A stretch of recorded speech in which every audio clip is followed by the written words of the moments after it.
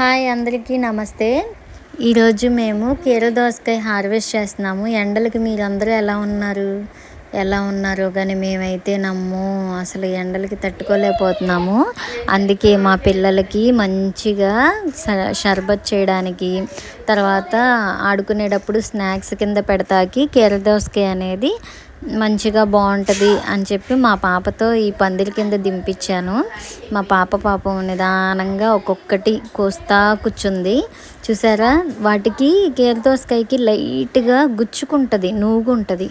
అది మార్కెట్కి వచ్చేసరికి ఊడిపోద్ది అనమాట. బట్ మన దగ్గర ఫ్రెష్గా ఆర్గానిక్గా పండించుకుంటున్నాం కాబట్టి అవి పట్టుకున్నప్పుడు ఫస్ట్ టైం నూగు అంటుతుంది. అది కొంచెం గుచ్చుకున్నట్టు అనే ఫీలింగ్ అనిపిస్తుంది అనమాట. అందుకని మా పాప వాటిని పట్టుకోవడానికి భయపడుతుంది. ఒక్కొక్కటి కట్ చేస్తుంది. అసలు మన ఇంట్లో మన చేత్తో వేసిన విత్తనాల మొక్క పెరిగి ఇన్ని కాయలు కాస్తుందంటే మనం ఎంతో హ్యాపీగా ఉంటాం కదా. నాకైతే నిజంగా చాలా అంటే చాలా సంతోషంగా ఉంది. ఆ ఫీల్ నేను మీతో పంచుకోవాలని ఇప్పుడు ఈ వీడియో మీకు కూడా చూపిస్తున్నాను. అసలు ఎన్ని కాయలంటే అసలు చెట్టు నిజంగా చాలా సెల్ఫిష్ అండి. అందరూ అంటారు చెట్టు బాగా అందరికీ అన్నీ ఇస్తుంది అని. కొన్ని కాయల్ని దాచేస్తుంది చెట్టు తన పిల్లల్ని, తెలుసా, మళ్ళీ తర్వాతి తరాలకి అవి అందించాలని. అంటే తనలాంటి చెట్లని కొన్ని వేలు, వందలు, లక్షల్లో మళ్ళీ పెరగడానికి కొన్ని కాయల్ని దాచుకుంటే అవి ఏమవుతాయి, విత్తనాలు అవుతాయి.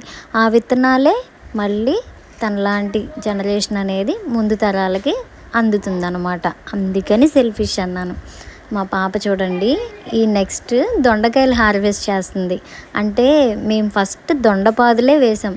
దొండపాదు పైన ఈ కీర దోసకాయ పాదు అల్లుకుపోయిందనమాట. సో రెండు మిక్స్ అయిపోయినాయి.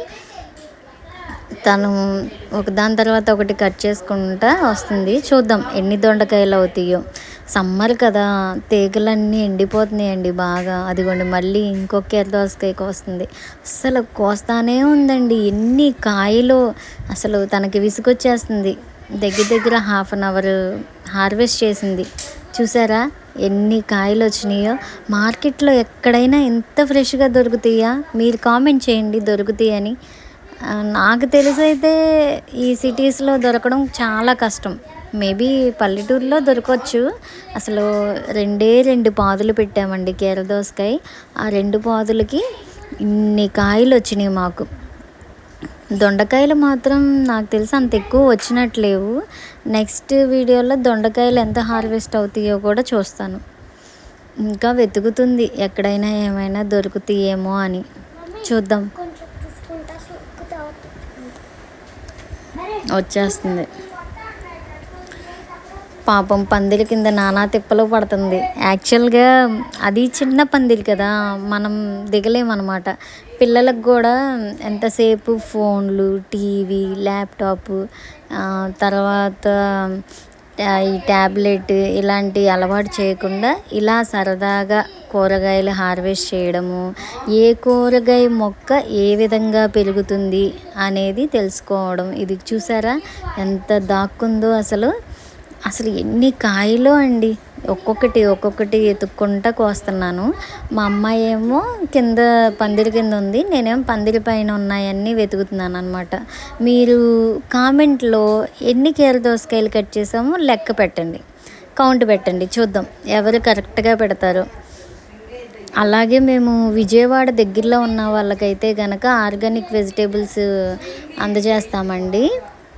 అంటే మేము తినగా మిగిలిన సేల్స్ కూడా పెడదాం అనుకుంటున్నాము. నెక్స్ట్ రైనీ సీజన్కి చెప్తాను, అప్పుడు మళ్ళీ వీడియోస్ చేస్తూ ఉంటా. ఫైనల్గా మా తోటలో కాసిన కీర దోసకాయలన్నీ ఇదిగోండి పెడుతున్నా. చూడండి ఎన్ని ఉన్నాయో. అసలు ఇన్ని కాయలు నేను పండించుకుని తింటానని నేను ఎప్పుడూ అనుకోలేదండి. ఇది ఫస్ట్ టైమే. ఇంకా నెక్స్ట్ కూడా వస్తానే ఉంటాయి. అలా పండిన కాయల్ని నేను మా ఫ్యామిలీ, మా నైబర్స్, మా చుట్టాలు, ఫ్రెండ్స్ అందరికీ పంపిస్తున్నా.